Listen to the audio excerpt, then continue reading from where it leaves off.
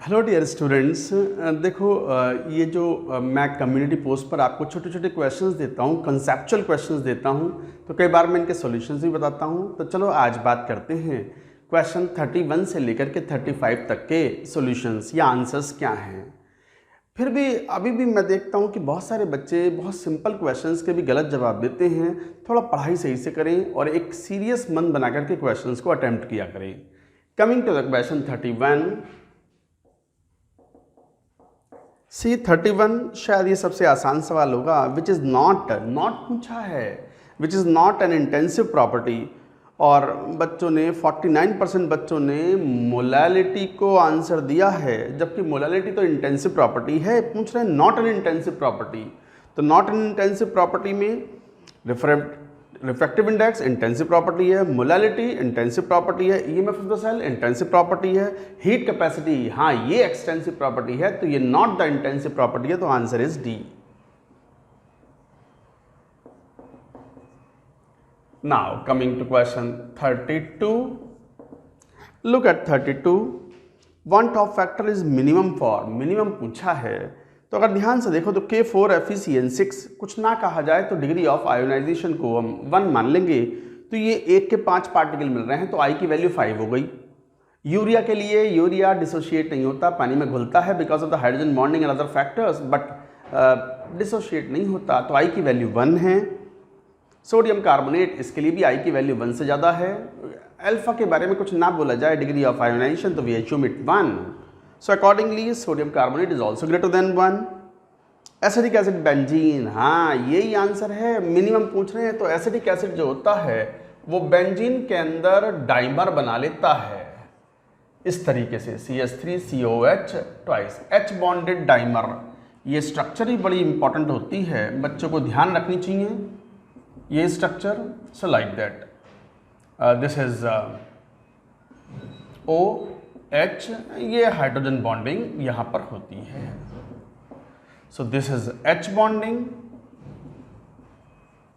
जिसकी वजह से डाइमर फॉर्मेशन हुआ, और इसमें I की value one Hoff factor is 1 less than 1, तो मिनिमम पूछा है तो I less than 1 D option में है। यहाँ भी बच्चों ने, ज़्यादातर बच्चों ने गलत जवाब दिया है, यूरिया जवाब दिया है, तो correct answer is D. Now coming to question number 33, look at 33.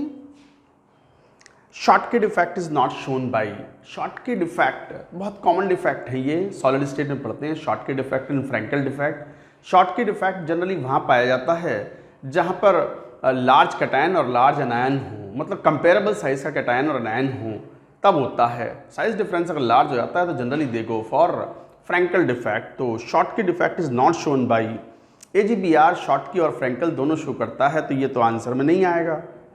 NABR ये तो Schottky डिफेक्ट शो करता ही है।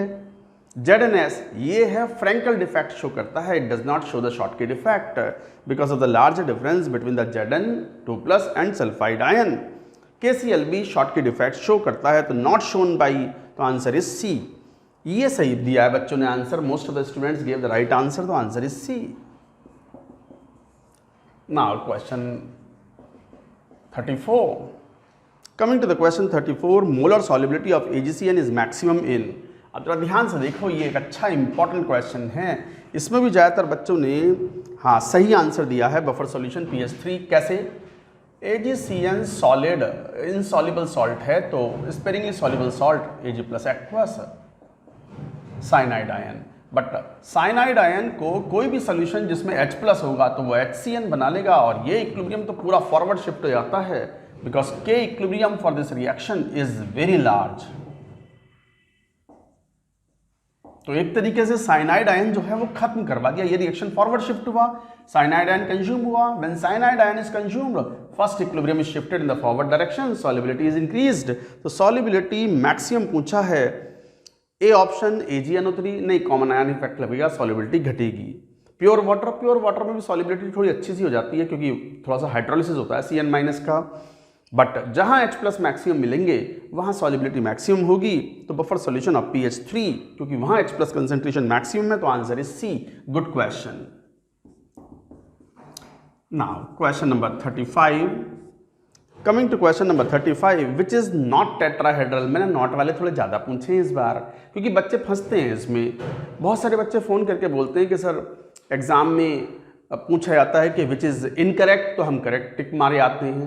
पूछा जाता है विच इज़ नॉट पॉसिबल, तो हम पॉसिबल वाला आंसर मारे आते हैं। ये काफ़ी बच्चों के साथ होता है, तो ऐसे क्वेश्चंस में थोड़ा सा ध्यान रखना चाहिए बच्चों को एग्जाम अटेम्प्ट करते समय।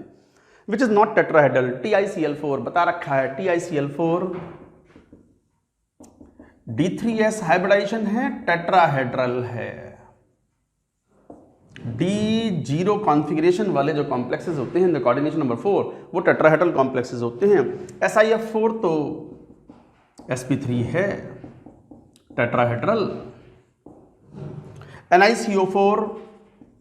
NiCO4 में बच्चे बहुत कंफ्यूज रहते हैं। निकिल D10 है भाई, जीरो ऑक्सीडेशन स्टेट में है, तो S वाले इलेक्ट्रॉन भी अंदर आ चुके हैं। 3d8 4s2 था, S वाले इलेक्ट्रॉन जब अंदर आए तो 3d10 हो गया, तो 3d10 है तो भी sp3 हाइब्रिडाइजेशन ही होगा। NiDMG ट्वाइस, ये बड़ा फेमस सा कॉम्प्लेक्स है, DMGH ट्वाइस, ये DsP2 है और स्क्वायर प्लेनर। तीनों टेट्राहेड्रल थे पहले। तो चौथा आंसर बच्चों ने ये भी गलत दिया, सी ऑप्शन दिया है, नहीं, इसका आंसर डी है, तो आंसर इज डी। तो बच्चों ये थे क्वेश्चन नंबर 31 से 35 तक जो कम्युनिटी पोस्ट के क्वेश्चंस हैं, उनके सॉल्यूशंस। अच्छे क्वेश्चंस हैं ये, देखो आप कितने बच्चे गलत करते हैं इनमें। तो अच्छे से पढ़ाई करें। Happy learning, all the best.